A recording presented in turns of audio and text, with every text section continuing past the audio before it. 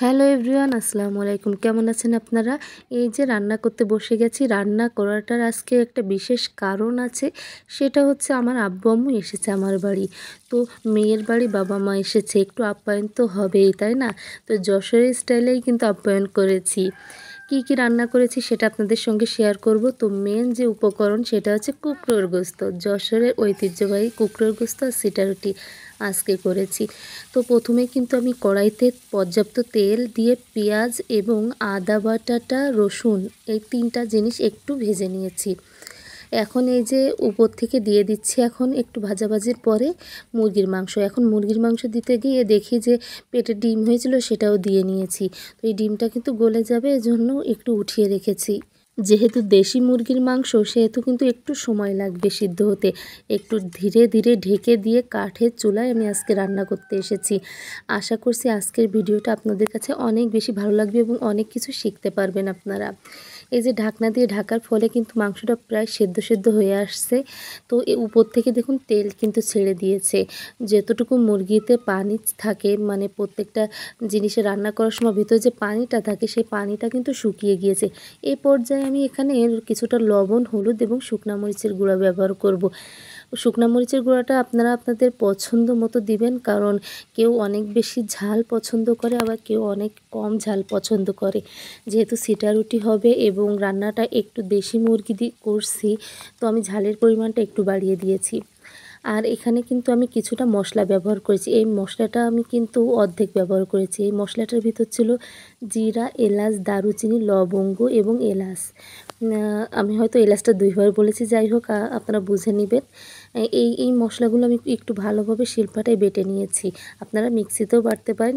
বেটে নিয়ে যতটুকু মশলা আমি এই মুরগির মাংসটাতে অ্যাড করব, ঠিক তার অর্ধেকটুকু দিয়েই কিন্তু আমি এই রান্নাটা এখন করছি, মানে কষাচ্ছি। আর যে অর্ধেক আছে সেটা কিন্তু এক পর্যায়ে ব্যবহার করব, সেটা কিন্তু আপনাদের শেখাবো এবং জানাবো। এই পদ্ধতিটা আমি শিখেছি আমার আম্মুর কাছ থেকে। আম্মু কিন্তু রান্নার মাঝে 2বার মশলা অ্যাড করতো। সঙ্গে কিছুটা নারকেল দিয়ে নিয়েছি। যশোরের মানুষ নারকেল পছন্দ করে পর্যাপ্ত। আর আমিও কিন্তু নারকেল অনেক বেশি পছন্দ করি। আমার কাছে একটা মাত্র নারকেল ছিল, এজন্য আমি শুধুমাত্র তুলে দিয়েছি। আবার নারকেলের দুধ করেও কিন্তু দিলে কালারটা আরও বেশি লোভনীয় হয় এবং অনেক বেশি সুন্দর লাগে। তো যাই হোক, আমি কিন্তু শুধু তুলেই দিয়েছি আজকে। তুলে দিয়ে খুব ভালোভাবে কিন্তু কষাচ্ছি।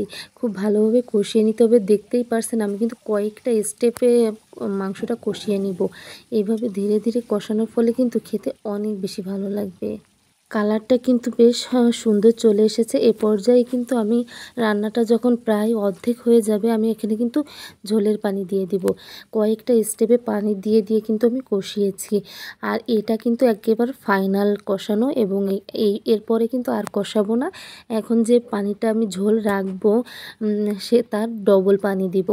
যেহেতু একটু সিদ্ধ হতে সময় লাগবে, এজন্য কিন্তু ঠিক যতটুকু ঝোল রাখবো ততটুকু পানি দিলে হবে না। এখানে তার ডবল পানি দিব এবং ঝোলটা জ্বালিয়ে যতটুকু প্রয়োজন আমার ততটুকুতে রাখবো। এ পর্যায়ে দেখুন আমি সেই মশলাটা অ্যাড করেছি। পর্যায়ে সেই মশলাটা যে অর্ধেক রেখে দিয়েছিলাম সে অর্ধেকই কিন্তু এখন দিয়ে দিয়েছি। খুব ভালোভাবে এখন জাল হতে হবে। ঢাকনা দিয়ে আমি জাল করে নিব। এ পর্যায়ে সেদ্ধটাও কিন্তু হয়ে যাবে এর ভেতর। দেখুন রান্নাটা কিন্তু আমার প্রায় কমপ্লিট হয়ে গেছে। এখন চুলা থেকে একটু নামিয়ে রাখবো। এখন অন্য একটা কড়াইতে কিছুটা জিরা দিয়ে নিব। এই মশলাটা কিন্তু অনেক বেশি টেস্ট আনে খাবারে। খাবারের স্বাদটা অন্যরকম করে তোলে। এই জিরাটা ভাজার একটা নিয়ম আছে। শুকনো কড়াইতে দিতে হবে জিরা, এবং চটপট করে এভাবে ফোটার পরে কালো কালো কিন্তু হবে না, কিছুটা ব্রাউন কালার হয়ে আসবে, তখন কিন্তু এটা উঠিয়ে নিতে হবে এবং একটা শুকনো পাত্রে এটাকে গুঁড়ো করতে হবে। আপনারা চাইলে কিন্তু মিক্সি বা আপনারা শিলপাটায় করতে পারেন। আমি এই যে ঢাকুনি করে করে নিয়েছি। এখন উপর থেকে এই যে দেখুন মাংসের তেল কিন্তু ছেড়ে দিয়েছে।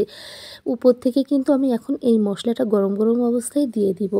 ব্যাস, রান্না কিন্তু আমার পুরোই কমপ্লিট। এখন আমি কিন্তু এটা কিছুক্ষণ দমে রেখে দেবো, ব্যাস হয়ে যাবে। একটা পাত্রেও কিন্তু আমি পরিবেশন করে আপনাদের সঙ্গে শেয়ার করব। আশা করছি আপনাদের কাছে বেশ ভালো লাগছে এবং আমার ভিডিওগুলো আশা করছি সম্পূর্ণ দেখে আপনারা অনেক সুন্দর সুন্দর মন্তব্য আমাকে জানাবেন। দেখুন এই যে আমি একটা পাত্রে পরিবেশন করে নিয়েছি মাংসগুলো, কতটা লোভনীয় লাগছে, তাই না? এখন কিন্তু আমি এই যে রুটি রয়েছে সেটা তৈরি করব। অনেকে বলে সিট পিঠা বা সিটা রুটি, যে নামেই ডাকুক না কেন। চালের গুঁড়ার সঙ্গে সামান্য একটু লবণ দিয়ে ব্যাস শুকনা কড়াইতে এই পিঠাটা তৈরি করা হয়। মুরগির গোশের সঙ্গে খেতে বেশ ভালো লাগে। আপনারা চাইলে গরুর গোশ কিংবা খাসির গোশের সঙ্গেও খেতে পারেন, কোনো ব্যাপার না। কিন্তু সিটা রুটি কিন্তু যশোরের ঐতিহ্য। একটা প্রবাদ আছে, কুকড়ার গোস্ত এবং সিটা রুটি হলে বাঙালির জীবন ধন্য। তো যে কোনো অতিথি আপ্যায়নে আমরা কিন্তু এই সিটা রুটিটা ব্যবহার করে থাকি কুকড়োর গোস্তের সাথে। তো আপনাদের কাছে কেমন লাগলো আমার এই কুকড়োর গোস্ত রান্না এবং সিটা রুটি তৈরি? আশা করছি সবাই কমেন্টে জানিয়ে যাবেন। একে একে আমি কিন্তু সবগুলো সিটা রুটি তৈরি করে নিব। আশা করছি আপনাদের কাছে বেশ ভালো লেগেছে আজকের এই ভিডিওটি। সবাই ভালো থাকবেন, আজকে এ পর্যন্তই।